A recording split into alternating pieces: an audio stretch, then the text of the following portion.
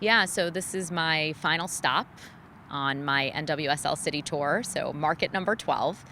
And my goal in visiting every market is really to get as close to the fans and the product and the players as possible, and trying to learn and build our strategy of growth for the future. And so hoping to understand all of the opportunities, challenges, and strengths of this market, meet in person the people who are building what you all are doing here in Louisville, and identifying ways that the league can support the team.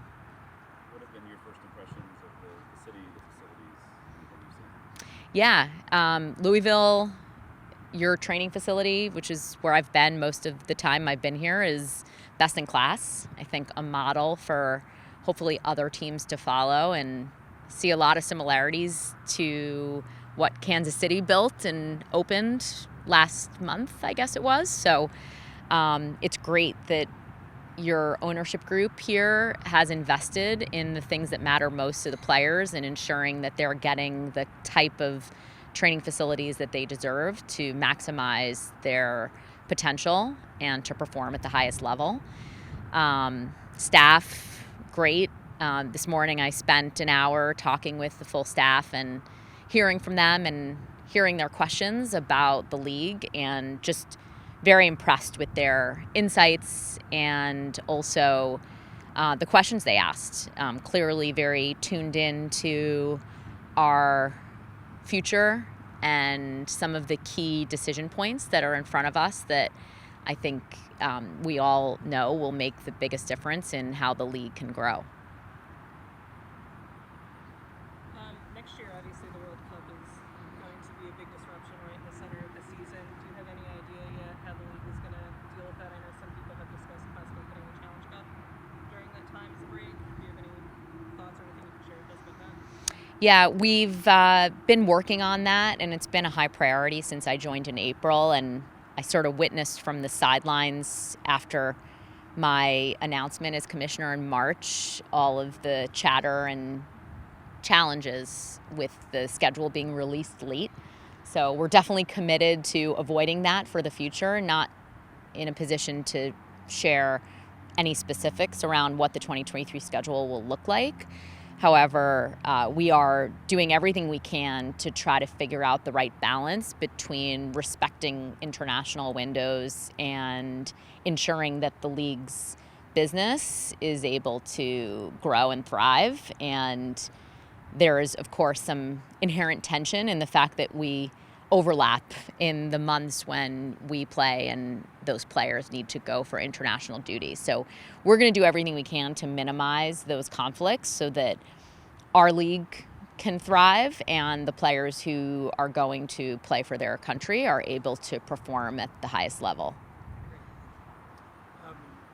Racing is known for having some pretty creative kits, creative home kit, pretty creative away kit, but there's still seems like there's some league restrictions around, especially the away kits from the color perspective. Is that something that the league looks at and say maybe just loosening up those rules a little bit, or is that something that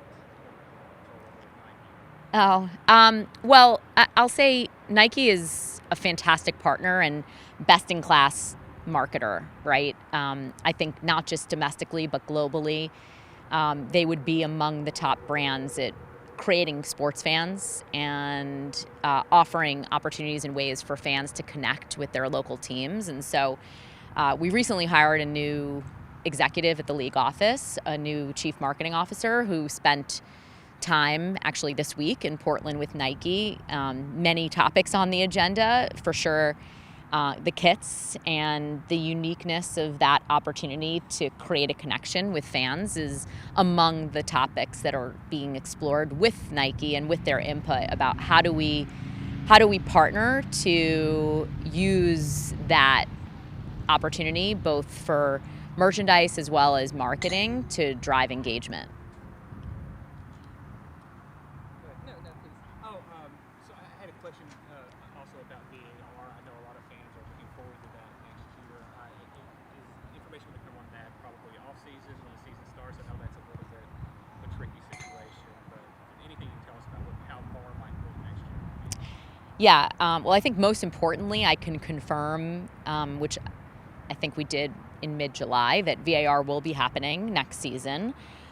It's a very intense and cumbersome project, both at an enterprise level from a strategic perspective, but also tactically in the connectivity with the local stadiums as well as from the broadcast. So connecting all those dots is, we have a team of people who are working on that right now. I think we have already actually started the education process internally. So those who will be responsible for executing VAR next season have already started to go through training. And so I would suspect that externally some of that will be communicated later this year or certainly early in 2023. As academies and W League teams, things like that are starting to come in and become more sophisticated. There's a lot of questions surrounding homegrown rules, and are those discussions on the table? Are they something the league is looking to come out and have a stance on in the next year or two? Yeah, so I would say more broadly than simply the homegrown rule, but player development and player pipeline is one of the areas that we're very focused on, as we know that the global game of football and soccer here is, especially on the women's side, is really experiencing exponential growth. And we want to make sure that the NWSL remains the best league in the world. One of the key hires that we made this summer is bringing over Tatiana Haney, who is the former head of women's football for FIFA. She is specifically going to be working on building out our strategy on player pipeline, player development. Part of that will be how do academies fit into that model, and what role do they play in how teams build their rosters.